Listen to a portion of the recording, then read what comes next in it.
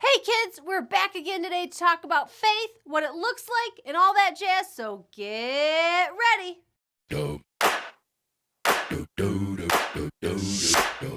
So what do you think faith looks like? It doesn't look like this. What's that, God? No way.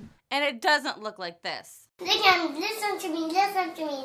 Like I do this all the time. And if I go out at the house or to the door that has its toys. And I'm pretty sure it doesn't look like this. God, you want me to use blue? Nah, I'll use red instead. Well, you're all right for once. Hey now, I'm right, like a lot. So yeah, what does faith look like? It looks like people following through with what God says no matter what. Name someone who did what God wanted, no matter what. Go ahead. Well, one example would be Moses. Moses?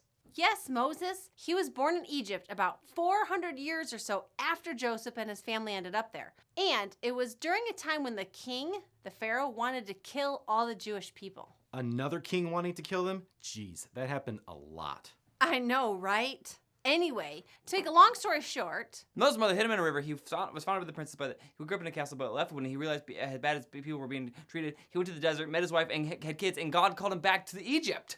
By talking to him through a burning bush. To free the people of God from being Egyptian slaves, Moses argued with God a little because he wasn't a good speaker, so he said, "Hey, bro, you're Aaron. He can speak for you." And the two of them went to Pharaoh, who was the king. Good job! So, here we are, arriving at the palace with Moses and Aaron, and they talk to Pharaoh. You need To let our... Say it for me, Aaron. people I'm tongue-tied. go! Go! Pharaoh said, "No way, they're doing all my work." If you don't let our people go, I tell him, Aaron, Will make the Nile River turn to blood. what he said. Pharaoh was like, yeah, right, whatever. So you guessed it, the Nile's river turned to blood, and Moses and Aaron went back to visit Pharaoh about a week later. If you refuse to let them go, I will send a plague of frogs across the entire land. Pharaoh, of course, said, nope, you can't leave. So the frogs came, and then Pharaoh begged for them to go. so now you want our help. You said we could leave after the frogs, but you changed your mind. And so now, all the dust in Egypt will turn into gnats. Like lots of nuts, like the bananas, but like bunches. Up your nose, your ears. Covering everyone and everything. You go in your bugs, nuts.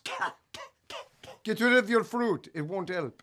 Again, Pharaoh refused. Again, changed his mind. Again, refused. Again. That Pharaoh was a stubborn man. Like, really stubborn.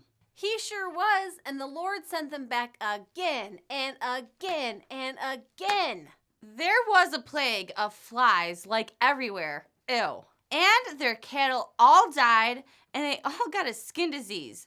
God sent a huge hailstorm that destroyed the city, and Pharaoh still wouldn't let the people go. And then the unthinkable happened. The unimaginable.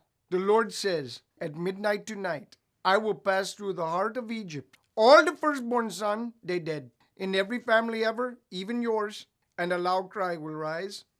Through the land, and the people will be devastated. Or they're going to be So sad. devastated. They're going to be crying. But among my people, Yep, the Israelites, those are our it will people. be so peaceful Yes. that not even a dog will bark. No, they'll be sleeping, your people dying. And they did. God certainly had not left them. He heard their cries, like he hears ours. And we see Moses' faith. We see his faith in action. We see what faith looks like. And the people had to trust that Moses was hearing from God. They had to have faith to leave. They did. And while they were wandering through, their faith was tested. But Moses never gave up. You see, we can see people's true faith in a desperate situation. So, can we see yours too?